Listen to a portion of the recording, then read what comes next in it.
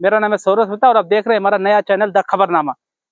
आज की चर्चा करेंगे उत्तर प्रदेश के सरकारी स्कूल यानी गवर्नमेंट प्राथमिक विद्यालय हंसापुर। मेरे पीछे आप एक बोर्ड देख रहे होंगे, स्कूल है सरकारी, उत्तर प्रदेश का प्राथमिक विद्यालय स्कूल है सरकारी। जो टीचर है वो भी इसके विरोध में है। क्या बातें हैं विरोध की, इन्हीं को लेकर थोड़ा विस्तार से चर्चा करते हैं। आपको ज्ञात होगा उत्तर प्रदेश सरकार एक कानून लेकर आती है। उत्तर सरकारी टीचर्स होंगे वो सुबह 7:30 बजे 8:30 या 7:30 का कुछ समय रखा है उत्तर प्रदेश सरकार ने कि इस समय जाकर आप जैसे विद्यालय में प्रवेश करते हैं आपको एक बायोमेट्रिक डिवाइस से आपका सामना होगा, उसमें आप अटेंडेंस करेंगे, बायोमेट्रिक प्रेजेंट ही देंगे। चाहे आप कहीं से भी आते हो, चाहे आप जैसे हम कन्नौज में वीडियो बना रहे हैं तो यहाँ से कानपुर करीब 80 किलोमीटर है, लखनऊ 110 किलोमीटर है और करीब आगरा यहाँ से 193 किलोमीटर है। तो अगर आप दूर के शहरों से भी आते हैं फिर भी आपको 7:30 या 8:30 बजे जो उत्तर प्रदेश सरकार टाइम निर्धारित करेगी उस टाइम पर विद्यालय में आकर अपनी प्रेजेंटी लगानी होगी। आपको फिंगर प्रेस करके अपनी बायोमेट्रिक अटेंडेंस देनी होगी। अगर आप उस दिन अटेंडेंस नहीं देते हैं, आप लेट देते हैं थोड़ा अटेंडेंस, 9 बजे आते हैं, 10 बजे आते हैं, तो आपका उस दिन का पूरा वेतन काट लिया जाएगा आपकी तनख्वाह से जिस दिन आप लेट हुए हैं। जब ये उत्तर प्रदेश सरकार नया नियम लेकर आई तो इसके बाद गजब की गर्मजोशी उत्तर प्रदेश की राजनीति में भी देखने को मिली। पूर्व नेता विपक्ष अखिलेश यादव इस योजना के विरोध में उतरे। कांग्रेस ने भी सरकार के ऊपर आरोप लगाए कि सरकार सभी चीजों का निजीकरण करना चाहती है।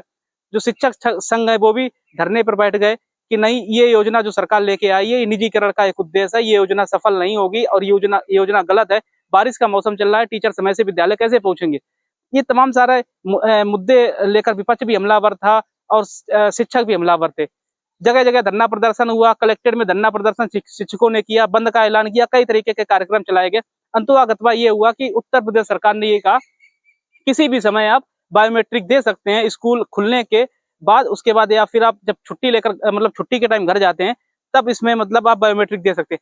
कुछ टीचर्स यानी शिक्षकों का आरोप था कि आप बायोमेट्रिक लगा रहे हैं, बाई चांस किसी को इमरजेंसी घर जाना पड़ जाए, किसी के घर में कोई इमरजेंसी प्रॉब्लम हो जाए तो क्या उस दिन मेरा वेतन काटा जाएगा? तमाम सारे सवाल थे शिक्षकों के मन में जो उत्तर प्रदेश सरकार को भी देने चाहिए थे। वो उत्तर प्रदेश सरकार भी देने में सफल नहीं हुई, लेकिन बाद में उत्तर प्रदेश सरकार ने कहा आप किसी भी समय बायोमेट्रिक दे सकते। कई सारे इस मामले में जो पेश थे वो सुलझ नहीं पाए। इसके बाद उत्तर प्रदेश सरकार ने फैसला वापस लिया और कहा कि आप किसी भी समय बायोमेट्रिक दे सकते हैं। अब मेरे पीछे आप विद्यालय देख रहे हैं हंसापुर का, आज संडे है तो विद्यालय में ताला लगेगा, स्वाभाविक सी बात है, ठीक है। लेकिन आप ये बताइए एक सरकारी विद्यालय में कितने छात्र पढ़ने आते होंगे? आज से 10 साल की पहले की संख्या देखिए, आज की संख्या देखिए। उस समय अगर यहाँ पे 200 बच्चे पढ़ते होंगे तो आज के समय 50 बच्चे भी नहीं पढ़ते होंगे। क्या कारण रहा होगा? या तो शिक्षक बच्चों की अनदेखी करते हैं या बच्चे सरकारी स्कूल में क्यों नहीं आना चाहते हैं, बच्चे क्यों प्राइवेट स्कूल में जाना चाहते हैं। अगर आप कक्षा 1 का बच्चा प्राइवेट स्कूल का इस विद्यालय यानी एक इंडिविजुअल विद्यालय, इसका नाम नहीं ले रहे, या सरकारी स्कूल किसी भी विद्यालय की बात कर रहे हैं, यहाँ का एक कक्षा 5 का बच्चा लीजिए और दूसरे स्कूल जो प्राइवेट का वहां से कक्षा 1 का बच्चा लीजिए। आपको कक्षा 1 का बच्चा देखना, आप कक्षा 5 के विद्यालय जो इस विद्यालय बच्चा पढ़ रहा होगा उसको पछाड़ देगा। क्यों पछाड़ देगा? आप इतना वेतन भी लेते हैं, 70 से 80 हजार रुपए आपकी सैलरी है और आपका बच्चा प्राइवेट वाले विद्यालय से के बच्चे से कमजोर भी है। ऐसा क्यों? अगर सरकार ये नियम लेके आई तो इसमें क्या दिक्कत हुई? दूसरी इसमें कई पहलुओं को हमें समझने की जरूरत है। कुछ लोग, कल मैंने एक पोस्ट की अपनी फेसबुक पोस्ट पर तो लोग ये कहने लगे कि किसी की स्क्रीनशॉट लेकर लगा दी, कुछ ज्ञान नहीं है, शिक्षक होते तो जानकारी करते, शिक्षकों की सैलरी से जल रहे। भैया मुझे खुन्नस क्यों होगी? मैं क्यों जलूंगा किसी की सैलरी से? मैं तो नियम पर बात करता हूँ, ऑन स्पॉट बात करता हूँ। अगर देश का प्रधानमंत्री अपने ऑफिस में पीएमओ में जाता है तो वो वहां पे बायोमेट्रिक अटेंडेंस देता है। प्रदेश का मुख्यमंत्री बायोमेट्रिक अटेंडेंस अपनी प्रेजेंटी देता है। देश के सारे अधिकारी प्रेजेंटी देते हैं, यहाँ तक कि डीएम से लेकर जो बड़ी बड़ी पोस्टों पर आईएएस बैठे हैं वो भी अपनी प्रेजेंटी देते हैं। तो इन टीचरों को प्रेजेंटी देने में क्या दिक्कत है? इतना अच्छा आपको पैसा मिल रहा है, वेतन मिल रहा है, सुख सुविधाएं मिल रही है, क्या दिक्कत है? अब आप कह रहे हैं कि हमें जनगणना में भेजा जाता है, कोरोना के कार्यक्रमों में भेजा जाता है, तो भैया आप विरोध करिए कि हम जनगणना में नहीं जाएंगे, हम कोविड के कार्यक्रमों में नहीं जाएंगे, या कोई भी सरकार कार्यक्रम चलवाएगी हम नहीं जाएंगे, हमें सिर्फ पढ़ाना, हम बच्चों को शिक्षित करेंगे। तो आप उन चीजों का विरोध करिए, ना कि ये कि हम अटेंडेंस नहीं देंगे। अटेंडेंस एक भैया आम मसला है, अटेंडेंस तो आपको देनी पड़ी। अगर एक प्राइवेट विद्यालय का अध्यापक जो सुबह 7 बजे बायोमेट्रिक देने के लिए चला जाता है और शाम को जब विद्यालय बंद होता है 3 बजे, तब तक वो विद्यालय में रुकता है, फिर अटेंडेंस देकर जाता है, तो उसे मात्र 5 से 10 हजार रुपए मिलते हैं। पढ़ाता भी है मन से और अटेंडेंस भी देता है, उसे कोई दिक्कत नहीं है। आपको इतना अच्छा वेतन मिलता है लेकिन आपको दिक्कत है। क्यों दिक्कत है भैया? वेतन अच्छा मिल रहा है, आपको पढ़ाना पड़ेगा, बच्चों शिक्षा। फिर आती है बात बेरोजगारी की। कुछ लोग कहते हैं सरकार भर्ती नहीं दे रही है, ये है। इसी वजह से चुनाव में सरकार को नुकसान हुआ, सीटें घट गई, बहुमत नहीं मिला, कई तरह के आरोप लगाते हैं।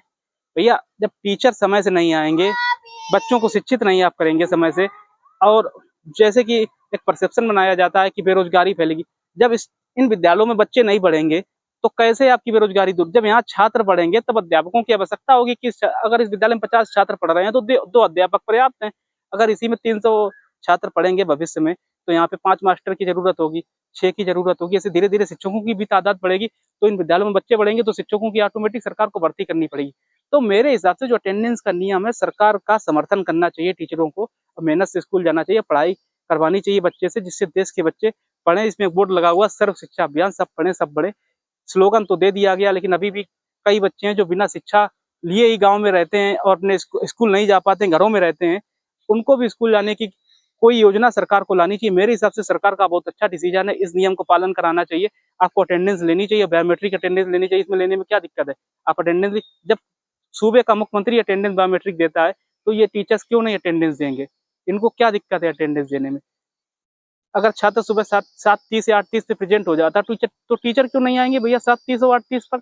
उनको भी आना पड़ेगा, उनकी भी ड्यूटी है। उनके लिए क्यों ये सुख सुविधाएं कि वो 9 बजे भी आएंगे, 10 बजे भी आएंगे, उनके लिए कोई परवाह नहीं।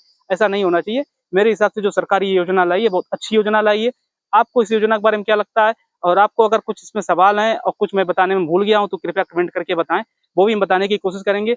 मेरे हिसाब से कुछ छोटे छोटे सवाल आए थे, उन्हीं को मैंने सोचा जवाब देना जरूरी है, तो वही दिया। इस विद्यालय में अगर बच्चे पढ़ेंगे तो टीचर्स की संख्या भी बढ़ेगी, तो जो आरोप लगाए जाते हैं कि बेरोजगारी बढ़ रही है तो बेरोजगारी भी दूर होगी। जब बच्चे ही नहीं आएंगे तो टीचर की भर्ती सरकार कर करेगी क्या?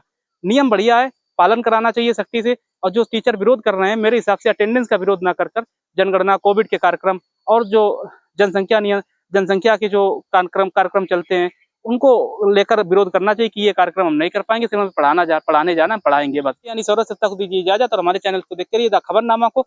और यूट्यूब पर सब्सक्राइब नहीं किया सब्सक्राइब कीजिए, फेसबुक पे फॉलो नहीं किया फॉलो कीजिए। सौरभ सत्ता द खबरनामा यूपी।